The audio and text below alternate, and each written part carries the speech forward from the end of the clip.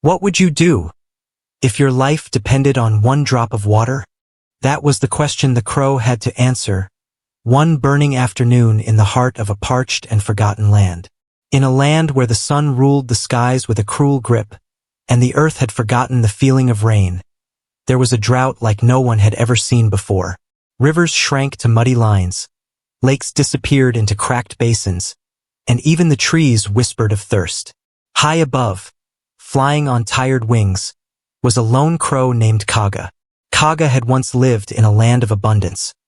Plentiful grains, sweet fruits, and fresh water under every tree. But the drought had changed everything. Day after day, Kaga had flown across fields, forests, and dried-up lakes, looking for just a sip of water. But every puddle had dried, every pot was empty, and every stream had vanished. His wings were weak, his throat burned, his vision blurred under the blinding sun. Still, he flew. He had no choice. On the third day of his desperate search, as the sky turned a cruel orange and the wind brought nothing but heat, Kaga spotted something.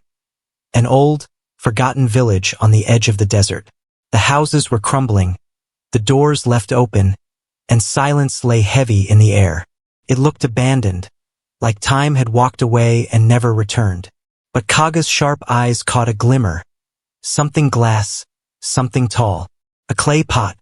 He swooped down, his body barely holding together, and landed beside it.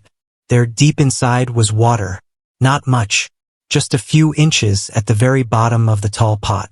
Kaga let out a dry cry of hope. He tried to dip his beak in, but the water was too far down. He tilted the pot, but it wouldn't budge. Heavy, solid. He pecked at the sides, hoping to break it, but the clay held firm. Time was running out. His wings trembled. His heart slowed. But Kaga's mind, sharp, clever, and unyielding, began to race. He looked around. The ground was covered with small stones, remnants of the village walls and pathways. And then the idea came. He picked up one small pebble in his beak, dropped it into the pot. Plunk. Then another, and another.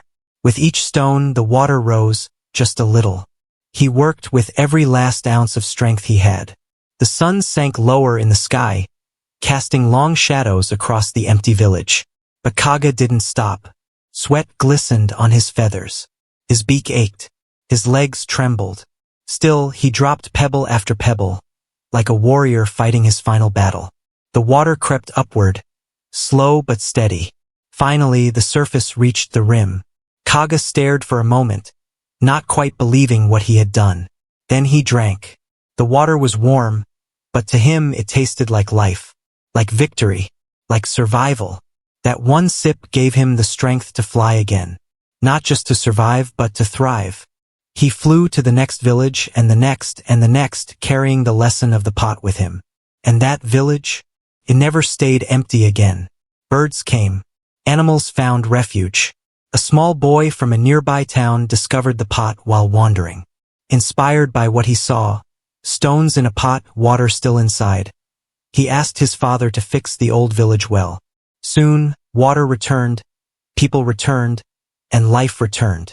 All because of one thirsty crow who refused to give up. Moral of the story: even in the worst of times, intelligence and perseverance can turn desperation into triumph. Never stop thinking.